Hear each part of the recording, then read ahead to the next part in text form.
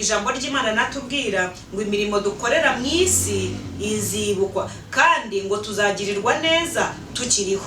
Ndakwinginze ntucogore gukora neza. Niba hari umuntu waba warakugiriye neza mu buzima, niba hari umuntu wibuka ibye mu buzima igihe runaka mutaratandukana, ndakwinginze mwegera umubwire ngo warakoze, mwegera umubwire ngo wabaye uw'agaciro ku buzima bwanjye, mwegera umubwire ngo ndacyazirikana cya gikorwa cyiza wankoreye. Imana ibaha umugisha abantu mukibyibuka. Mwandike muri komenti iyo topiki yabigufashije iki, ese yabikwibukije iki. Naho ubutaha. Wa mugabo we utagira akazi ukaba ubona ukwezi kurashize ukundi kuraje, ukabona umaze amezi 2 3 ujya ku meza, ndakwinginze ngwino utera agatebe iruhande rwanjye nkubwire.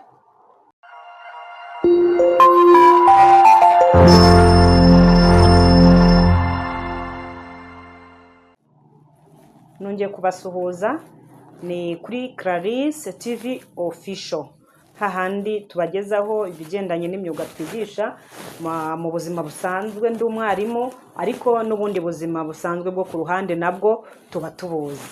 Uyu munsi tugiye kuganira kuri topic ivuga ngo biragoye ko abantu babona ibyiza byawe cyangwa babona akamaro kawe igihe runaka utarabihagarika cyangwa igihe runaka ukiriho. Abantu benshi batangira kubona ibyiza byawe kuko wavuye mu mubiri cyangwa se kuko wabahagarikiye ibyo wabahaga, nibwo bahita batangira kubona ko wari uw'agaciro ku buzima bwawe. Ariko rero buriya igihe cyose wakagombye gushyira ubwenge ku gihe cyangwa wakagombye gutekereza kure, ukareba umuntu uwo ari wese ugukoreye ikintu nta kiguzi, ukareba umuntu wakugiriye impuhwe mu buzima bwawe nubwo yaba yagukoreye akantu gato cyane, ukagaha agaciro. Kuko buriya kugira ngo umuntu ajye kugukorera icyiza ni uburenganzira bwe, nta gahato kaba karimo. Umuntu ashobora kuguha amafaranga 100 ibihumbi 100 mu gihe kitari icyo gutabarwa, ariko umuntu yaguha amafaranga 5,000 wari wahangayitse, ayo mafaranga akagukura ahantu hakomeye akakuzamura akakugeza ahantu hakomeye. Rero niba hari umuntu waba warakugiriye neza mu buzima, niba hari umuntu wibuka ibye mu buzima igihe runaka mutaratandukana, ndakwinginze mwegera umubwire ngo warakoze, mwegera umubwire ngo wabaye uw'agaciro ku buzima bwanjye, mwegera umubwire ngo ndacyazirikana cya gikorwa cyiza wankoreye. Imana ibaha umugisha abantu mukibyibuka. Mwandike muri komenti iyo topiki yabigufashije iki, ese yabikwibukije iki. Naho ubutaha. Nongeye kubasuhuza rero, ni Clarisse ya nshuti yanyu ibagezaho ibiganiro bitandukanye, ubagezaho n'inama zitandukanye, yaba ari ukuririmba ariko mu buzima busanzwe bwa buri munsi. Ndi umwarimu wigisha ibintu bigendanye na salo. Ni karibu rero muze tubigishe, twigisha neza cyane. Twigisha gusuka, kudefiriza, gusokoza, gutunganya inzara, make-up n'ibindi byose bigendanye n'ubwiza, ariko n'inama tukazitanga. Aka kanya rero hari abantu ngiye kugira inama, cyangwa se hari umuntu umwe ngiye kugira inama. Wa mugabo we utagira akazi ukaba ubona ukwezi kurashize ukundi kuraje, ukabona umaze amezi 2 3 ujya ku meza, ndakwinginze ngwino utera agatebe iruhande rwanjye nkubwire.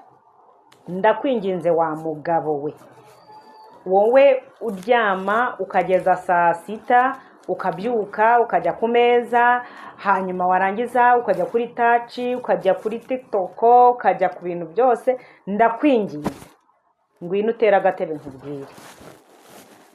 Si ukuvuga yuko unaniwe gukora, si ukuvuga yuko unaniwe byose, ariko hari n'igihe Satani aza agafata imigisha yawe akayifata, ugasanga utangiye kugaburirwa n'umugore.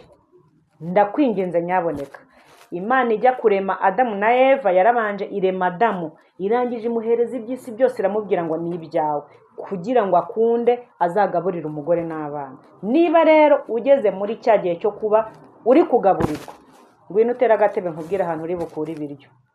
Ndakwinginze baririza ahantu hari ubutayu, ubaririza ahantu hari amasengesho, ugende wirirwe winginga Imana, uyibwira uti ndakwinginze wa Mana we nta kazi, ndimo ndagaburirwa ntahashye, ndimo ndajya mu buriri ntashashe, ndimo ndanywa icyayi ntahashye, ndimo ndanywa isukari ntaguze, ndakwinginze wa Mana we nanjye nkeneye guhaha. iyo niyo nama nakugira wa mugabo we. Ngaha amahoro y'Imana bane nawe.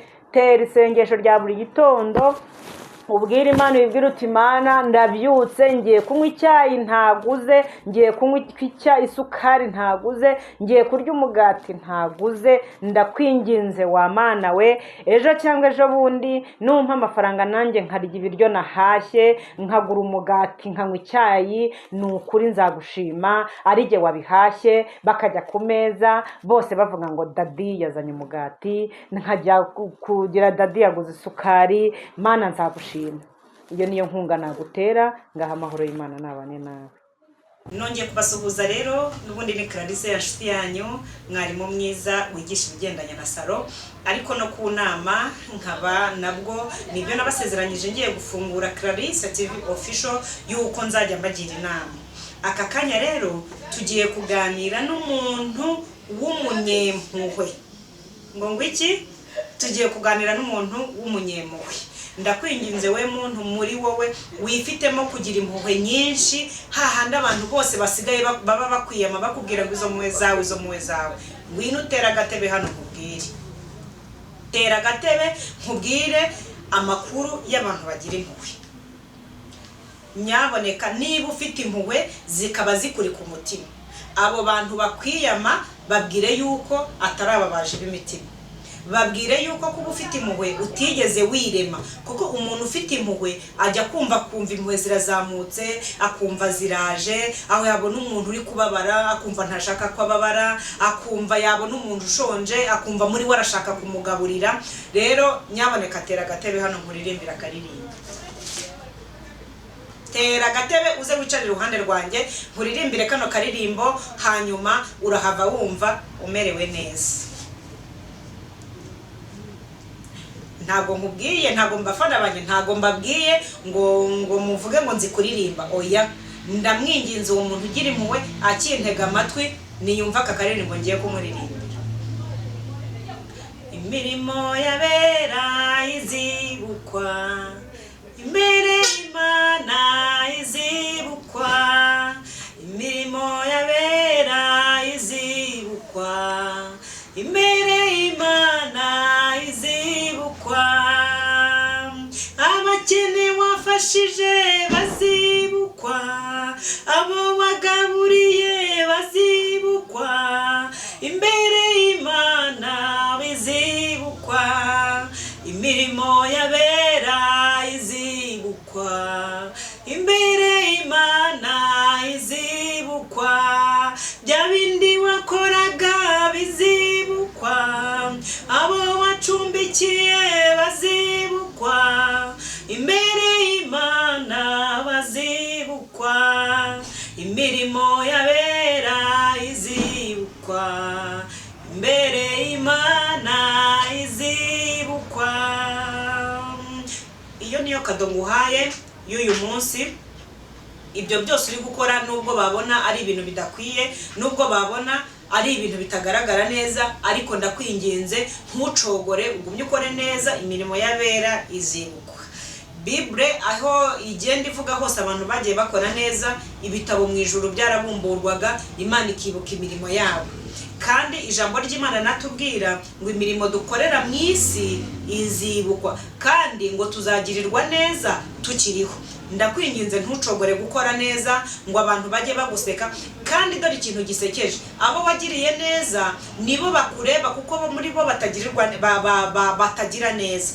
Nuko ngo hari umuntu uba ufite impuhwe akazigirira umuntu, ariko uwazigiriye akaba we ntaza afite, akaba nyine umugiriye impuhwe arumva ashaka ibintu byose bimuzeho, abashaka gufashwa abarimo, abashaka kugirirwa neza abarimo, abashaka kwambikwa abarimo, ariko mu by'ukuri we akaba ntashobora kwikura umwenda ngo azawuhe umuntu, akaba horaganya, ntashobora gufata amafaranga ngo azahe umuntu w'umukene. Buri teka umutima ukajya umwemeza yuko muri we ari we ukwiye kugirirwa neza, ahubwo akabona wagize neza akajya akubwira ngo urimo urakabya kugira neza. Bariya abantu ugirira neza nibo bazasubira inyuma bakakugirira nabi. Hoya, niba ufite gahunda yo kugira neza, niba ufite gahunda yo gukorera Imana, ndakwinginze ntucogore, imirimo y'abera izibukwa. ijambo ry'Imana riratubwira ngo umukiranutsi apfuye ngo abamarayika barikiriza ngo yego ngo naruhuka imiruho n'imihati kuko imirimo ye ije imuherekeje. Ndakwinginze ntucogore, uzagere ku munsi wawe wa nyuma niba ugira neza, uzagere ku munsi wawe wa nyuma ukigira neza, atari ukugira neza ngo abantu bakubone, ahubwo ugirira neza abantu b'Imana kuko uzi neza yuko imirimo yawe hari umunsi izibukwa mu bitabo byo mu ijuru. Inama nakugiraga niyo, amahoro y'Imana nabane nawe. Nongeye kubasuhuza, ni kuri Clarisse TV Official, hahandi tubagezaho ibigendanye n'imyuga twigisha mu buzima busanzwe. Ndi umwarimu ariko n'ubundi buzima busanzwe bwo ku ruhande nabwo tuba tubuzi. Uyu munsi tugiye kuganira kuri topic ivuga ngo biragoye ko abantu babona ibyiza byawe cyangwa babona akamaro kawe igihe runaka utarabihagarika cyangwa igihe runaka ukiriho. Abantu benshi batangira kubona ibyiza byawe kuko wavuye mu mubiri cyangwa se kuko wabahagarikiye ibyo wabahaga, nibwo bahita batangira kubona ko wari uw'agaciro ku buzima bwawe. Ariko rero buriya igihe cyose wakagombye gushyira ubwenge ku gihe cyangwa wakagombye gutekereza kure, ukareba umuntu uwo ari wese ugukoreye ikintu nta kiguzi, ukareba umuntu wakugiriye impuhwe mu buzima bwawe nubwo yaba yagukoreye akantu gato cyane, ukagaha agaciro, kuko buriya kugira ngo umuntu ajye kugukorera icyiza ni uburenganzira bwe, nta gahato kaba karimo. Umuntu ashobora kuguha amafaranga 100, ibihumbi 100 mu gihe kitari icyo gutabarwa, ariko umuntu yaguha amafaranga 5,000 wari wahangayitse, ayo mafaranga akagukura ahantu hakomeye akakuzamura akakugeza ahantu hakomeye.